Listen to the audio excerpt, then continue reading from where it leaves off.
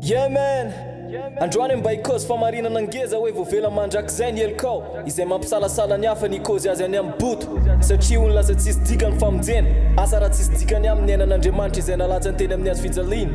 tanjona tsy hitondra fahadalana fa hery kosa ho an'ireo izay mino fatokisana tanteraka fa Kristy no efa namonjy azy ka tsy ho very intsony izy matoky tanteraka nega.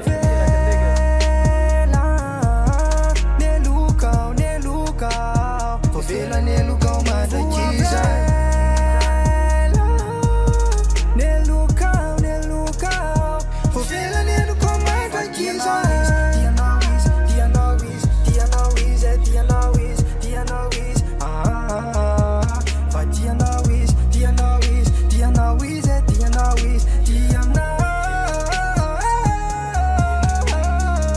Melankelka tsisy raha tsisy raha latsaka Kristy nanomeny azy ho anao teny amin'ny hazo izy nanolotra fadiovany ainy ho solony anao tsy haiko natakatra ny angezan'izany aina nomeny fa be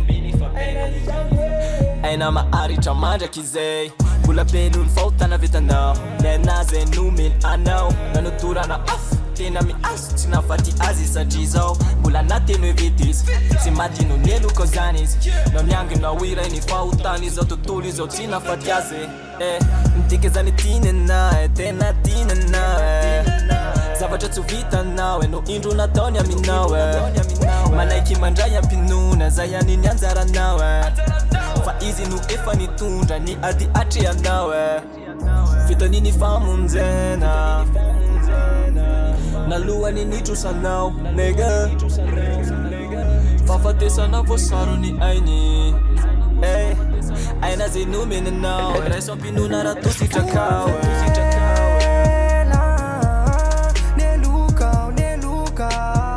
Vela nelukau madakiza Nelukau Vela nelukau madakiza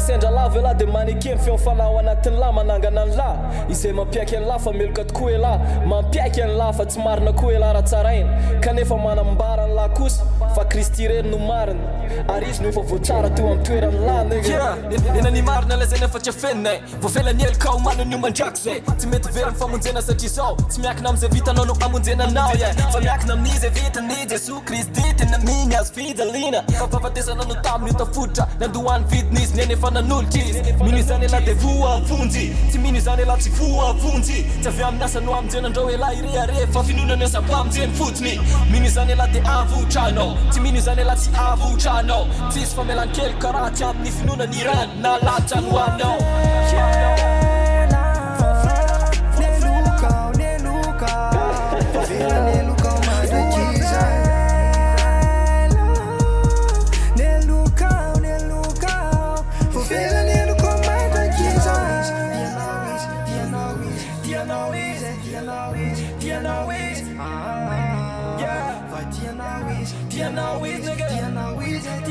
nigga.